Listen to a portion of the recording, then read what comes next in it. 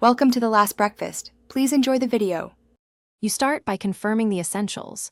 Open Google Pay and look at your wallet balance and linked methods because the app shows the exact shortfall. Next, make sure the bank account or card is verified and not expired. This avoids declined routing.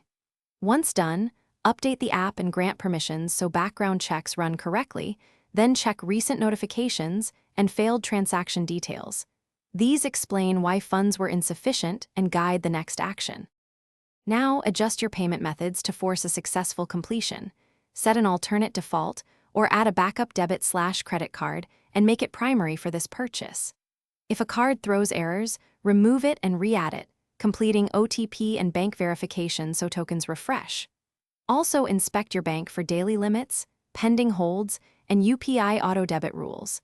These often block transactions even when the visible balance looks fine. So change methods or transfer. Finish by topping up wallet or selecting the verified backup method, then retry the payment. Small top-ups often clear temporary holds so transactions go through. If declines continue, contact your bank and Google Pay support, report the exact error code and time because that speeds resolution. If you need a quick fix, clear app cache, reboot, and reinstall Google Pay. Then wait 15 minutes and try again.